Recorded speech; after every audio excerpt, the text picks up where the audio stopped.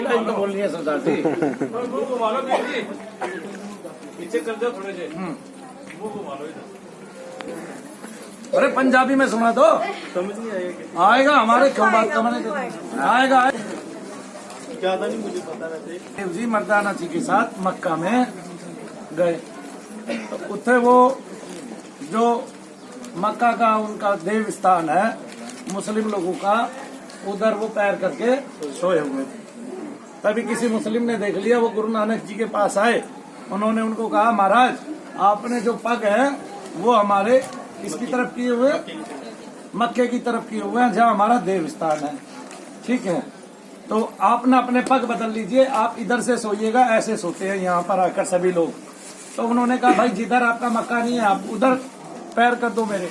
और वो जैसे ही उन्होंने जो है, पहले तो उसको कुछ क्रोध आया, आवेश भी आया, फिर उन्होंने सोचा ये भी निरा पागल ही ठहरा, ठीक है। फिर उन्होंने गुरु नानक देव जी के पग जैसे ही छुए, पग छू के जैसे ही वो घुमाने लगा पैर को, तो वो जिधर देख रहा है उधर ही उसको मक्का नजर आ रहा है, उधर ही उसको मक्का नजर आ रहा है। तब वो जो है उनको प्रणाम करके पवित्र हृदय से बोला, महात्मन आप किसी भी प्रकार से पैर करके सोइए, आपने तो ये साबित कर दिया कि सब और मक्का ही मक्का। तो उन्होंने इससे अपने धर्म की तो शोभा बढ़ाई, साथ में मुस्लिम धर्म की भी शोभा बढ़ाई कि अगर तुम हृदय से पवित्र होकर देखोगे तो तुम्हारा मक्का वहीं मिलेगा जिधर तुम सोच लोगे। क्या बड़ी बात है सरदार जी, ये तो सबके समझ में आ गई कि नहीं आ गई? आ गई। अब कोई और सुनाएगा। और भी तो बनाने के लिए कुछ नहीं था उधर, पानी में बन जाता है खाना, पानी में रख दो सब पानी में बन जाता है, तो इतना पानी गर्म है। तो उस पानी में नहाते भी हैं लोग? नहीं उसमें नहाते नहीं, कुछ जगह है वहाँ पर बस खाने बनता है, दूसरी जगह पे नहाते हैं। जो मणिकर्ण साहब का एरिया है ना उसमें खाना बनता है, उसमें नहाता नहीं। वो पहाड़ी एरिया है? हाँ पहाड़ी एरिया। तो पहाड़ों पे तो वैसे ही गर्म झरने फूटते हैं। लेकिन वो जगह ही एक जगह है वहाँ की बस है, दूसरा सही है।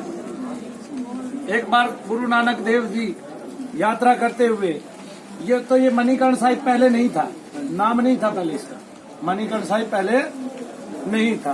तो मर्दाना के साथ उधर चले गए और गुरु नानक देव जी ने कहा, उनकी तो हर बात परीक्षा थी मर्दाने को, कि मर्दाने ठीक है समय हो गया है, कुछ खाने का ले आ। मांगते नहीं है, कोई ना कोई लीला ही रचनी होगी तभी मांगते हैं, क्योंकि उस क्षेत्र में बहुत सारे साधु और संत जाया करते थे, ऐसा समाज जाया करता था जो वहाँ बैठ के एकांत में साधना करता था।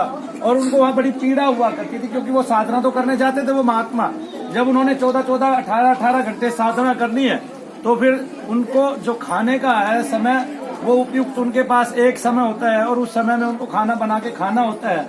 लेकिन अगर वो उसके लिए साधन ही ढूंढते रह जाते हैं तो वहाँ खाना बन के तैयार नहीं होता, वहाँ ठंड पड़ती है वहाँ, और ठंड में लकड़ियाँ जलती नहीं थी, तो सवेरे सवेरे ओस और हो जाती थी। और ये ठंडी के और दिनों थे। तो मर्दाना कई घंटों बाद आया और कहा, महाराज अभी तो व्यवस्था ठीक से हो नहीं पाई है, अभी तो मैं लकड़ियाँ लेके आया और फिर फूंक मारता रह गया।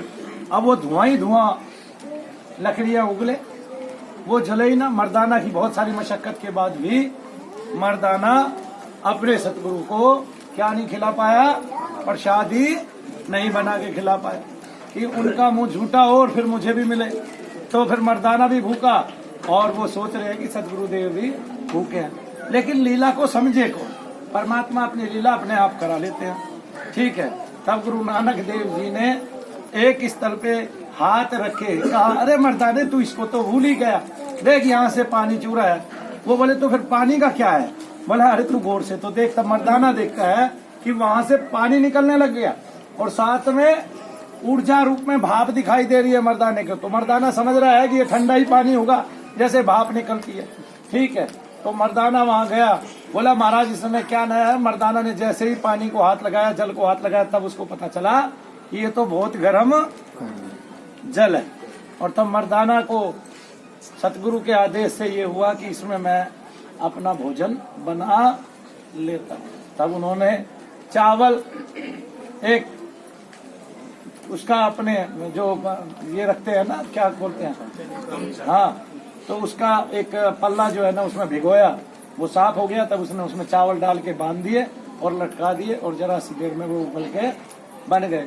तब मर्दाना देखने लगा कि सतगुरु की कैसी महिमा है, जिस चीज के लिए हमें 5-7 घंटे लग गए और हम अभी तक तैयार नहीं कर पाए, वो कुछ ही क्षणों में तैयार हो गई, है कि नहीं? कितनी बड़ी बात थी। ऐसे ही आज भी मणिकर्ण साहिब में, तब वहां का नाम भी यही हुआ मणिकर्ण साहिब। इसका अर्थ भी है, बहुत सुंदर अर्थ भी है। आज भी वहां जितने भी संत साधु समाज और बहुत सारे भक्त लोग जाते हैं तो वो इसी तरह वहां पे अपना भोजन बना के पका के खाते हैं, कुछ उत्सुकतावश, कुछ आश्चर्यवश और कुछ गुरु नानक की कृपा प्राप्ति के लिए। बोलो सतगुरुदेव भगवान की जय। जो बोले सोनिहाल सत श्री अकाल। है ना? आगे बोले सरदार जी, बोलो।